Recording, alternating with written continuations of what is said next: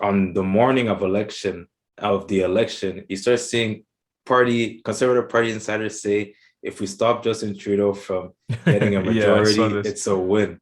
I start seeing this, I'm like, where did this come from? Now, mind you, my opinion on this is that I would see it as a win. Mm, it is a moral victory for the conservatives, just based at where Erin O'Toole was at the beginning of the election. Because at the beginning, a lot of people did not know who he was. We thought he was about to get smoked, that he wasn't going to do well in the election at all. But that quickly changed when you see his number rise in the polls. And even then, for me, I'm mm, still like, if you're able to just have an okay election, because this came out of nowhere for him. He wasn't necessarily prepared. He didn't have enough ground game to go into an election. So if you just have an okay election, for me, see it as a win. Don't let Trudeau get the minority. It's a win for the conservatives.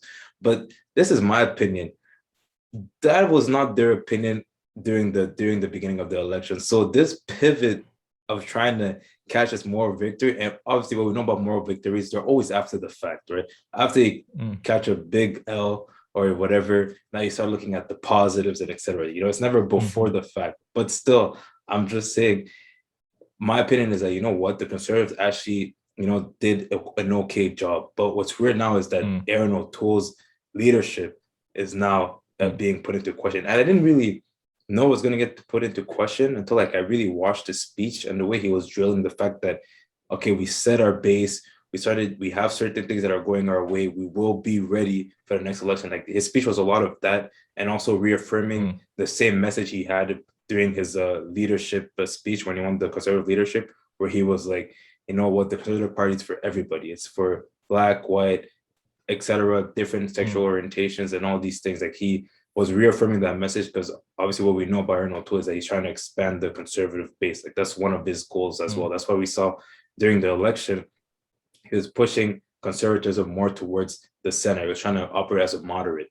Like, he's one of the first mm, few conservative leaders to be a pro-choice guy, which was a very bold stance. As a conservative leader, that was very bold to move the party that mm, way. And I know a lot of conservatives were like, that's not where we want to move the party. But Erin O'Toole said, mm, regardless where you want to move the party, this is what can get us wins. So he made that decision, and this is where he's moving the party.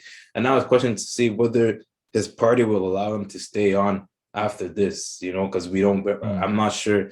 I'm not sure if they have necessarily confidence in Erin O'Toole for the next election, especially because I think the conservatives are definitely tired of losing these election cycles. In technical terms, they are losing to the liberal government. So mm. it's going to be interesting to see what's going to happen with the conservative. But I did find it interesting when on election morning I started seeing insiders talk about, oh, if we stop Trudeau from winning a majority, it's a W. I'm like, wow, that's where we're at. Yeah.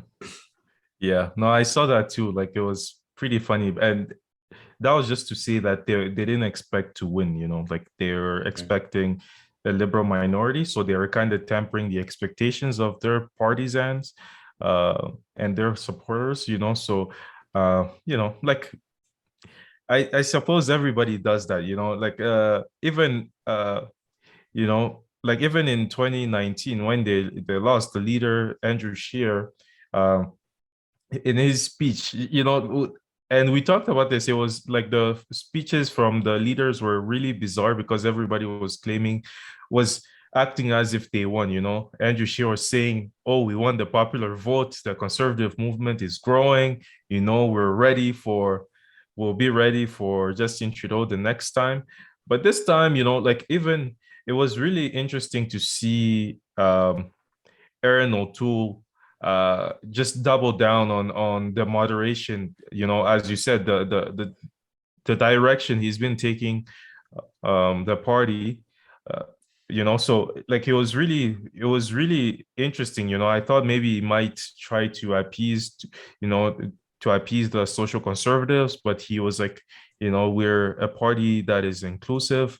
And it was quite a good speech. I liked his speech. It had like it felt like he had really really good writers, and Yeah. the something that stuck in my mind is at the end he said that like our movement is growing, something like that. We'll be full we'll be ready for the next election, and I'll be ready to lead the Conservative Party in the next election. So he is expecting to remain as the leader, and well, we'll have to see. And I'm not sure if the people who want to bring back the party to the right are are correcting their thinking, because I feel like the ideology of Canadians in this pandemic has moved a little bit to the left because of all the spending, but that might change given, like the talks about inflation and, like balancing budgets and whatnot. That might change. You never know. You can't predict the future. So that the public opinion might change, but I feel like conservatives have a pretty good chance if they can try to win some seats in Quebec and try to tame a little bit the People's Party, because like the People's Party gained a lot of support because of anti-vax people, and vaccine passports and stuff. So if that's not an issue anymore, and they can get back those supporters, I feel like they could be in a better situation next time. Mhm. And one last thing is, like I I like how Justin Kenny is being brought into the conversation because Mhm. of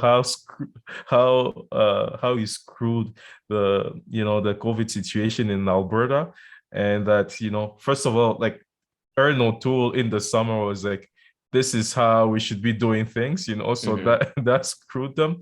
And also now, like, it's just like there's a lack of trust from Canadians when they're looking at the Conservative Party, either on the federal level or the provincial levels, because like they see what happened in in um, in what's happening right now in Alberta. But so I'd like to